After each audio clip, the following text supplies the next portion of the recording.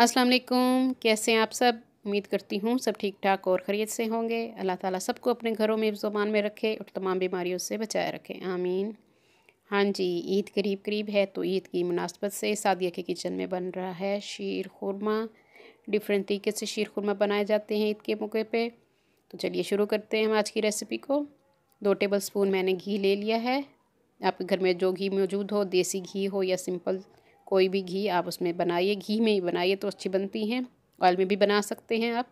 हाँ जी, और अब हम इसमें डालेंगे ड्राई फ्रूट्स, इसको फ्राई करेंगे। 2 चम्मच काजू हैं, 2 चम्मच बादाम हैं, 2 चम्मच किशमिश हैं, 2 छोटी इलायची हैं और 4 से 5 छुहारे हैं जिनको रात को मैंने भिगो दिया था। इनको रात को ज़रूर भिगोया कीजिए ताकि ये फूल जाएँ, सख्त होते हैं ये। हाँ जी, अब 1 कप मैंने इसमें डाल दिया है सेवइयों का। इसको भी हम 2 से 3 मिनट फ्राई करेंगे। थोड़ा गोल्डन कलर आने तक आपने इसको फ्राई करना है। हाँ जी, देखिए फ्राई हो चुकी हैं। अब हम दूध गर्म कर लेते हैं। दूध मैंने लिया है 1 किलो।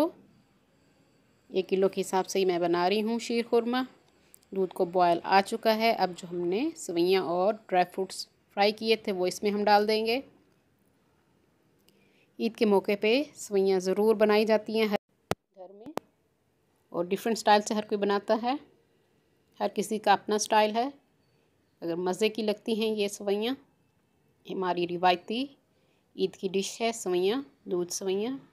चाहे सेवइयों का ज़र्दा हो या दूध वाली हो, ईद के मौके पर लाज़मी हर घर में बनती हैं।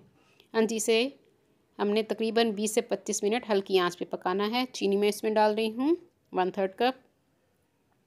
ये आप अपने टेस्ट के हिसाब से कम या ज़्यादा कर सकते हैं क्योंकि मैंने इसमें कंडेंस मिल्क भी थोड़ा सा ऐड करना है। कंडेंस मिल्क ऑलरेडी बहुत मीठा होता है। हाँ जी, 2 टेबल स्पून के करीब कंडेंस मिल्क है वो मैं इसमें डाल रही हूँ। अगर आपके पास नहीं है तो आप इसको स्किप कर दीजिए। अगर इससे टेस्ट बहुत अच्छा आएगा। सिंपल आप चीनी भी डाल सकते हैं। हाँ जी, इसको मिक्स कर लेंगे अच्छी तरह से। मज़ीद हम 10 मिनट इसको पकाएंगे। 25 से 30 मिनट आपने हल्की आंच पे इसको पकाना है, तभी हमारा शीर खुरमा मज़े का बनेगा। और जो लोग न्यू हैं मेरे चैनल पे, जल्दी से मेरे चैनल को सब्सक्राइब कर लें। मेरी वीडियो को लाइक और शेयर ज़रूर कर दिया कीजिए अपने फ्रेंड्स एंड फैमिली में। और साथ बेल आइकॉन को भी प्रेस कीजिए ताकि हर आने वाली न्यू वीडियो का नोटिफिकेशन आप सबको मिल सके। हाँ जी, ये तकरीबन हमारा रेडी हो चुका है शीर खुरमा। इस तरह की कंसिस्टेंसी होनी चाहिए। बहुत ज़्यादा गाढ़ा नहीं करना क्योंकि ठंडा होने पे ये मज़ीद गाढ़ा हो जाएगा।